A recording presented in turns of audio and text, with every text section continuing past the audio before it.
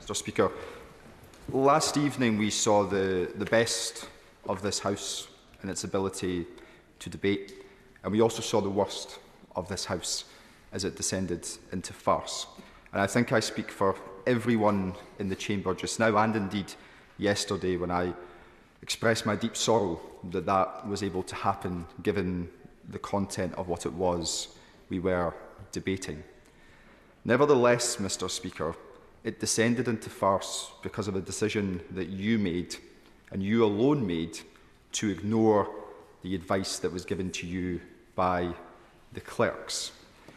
In doing so, on the opposition day of the Scottish National Party, my colleagues and I were denied the ability to vote on a matter which is of grave concern to us, and which over recent months we have sought to raise in this chamber at every available opportunity. It ultimately turned into a Labour opposition day. That, quite frankly, is not acceptable. And as I have expressed to you privately prior to proceedings here today, we do not, on these benches, therefore believe that you can continue in your role as Speaker. We do not have confidence in your ability to do so.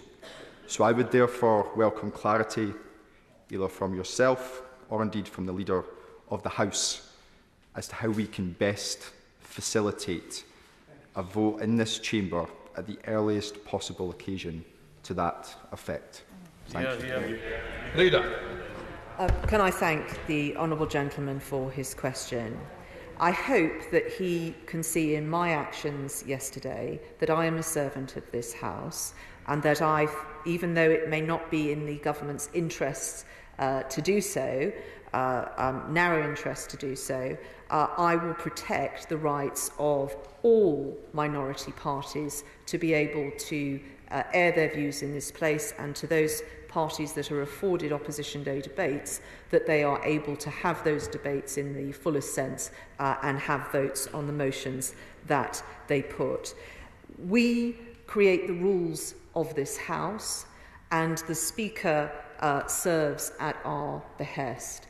I think, given the range of views that have been expressed on the floor of the House today, many interventions being supportive of the Speaker and pointing out the pressures that were put on him yesterday, that we take time to reflect. Mr. Speaker has said his door is open to all parties and individual members, as is mine. But as I said, the government will listen to this House. I am a servant of this House, and I will do its bidding. I will also come in at this point. I will reiterate, I made a judgment call that didn't end up in the position where I expected it to. I regret it. I apologise to the SNP. Just bear with me for a moment. I apologise, and I apologise to the House. I made a mistake. We do make mistakes. I own up to mine. I would say that we can have an SO24 to get an immediate debate, because the debate is so important to this House. I will defend every member in this House. Every member matters to me in this House. And it has been said, both sides, I never, ever want to go through a situation where I pick up a phone to find a friend of whatever side has been murdered by terrorists. I also don't want another attack on this House. I was in the chair on that day. I have seen, I have witnessed. I won't share the details, but the details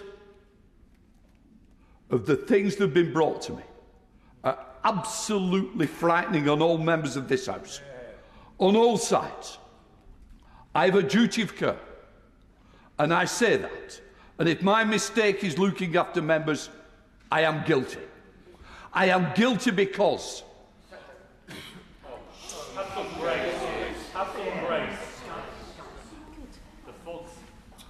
I have a duty of care that I will carry out to protect people.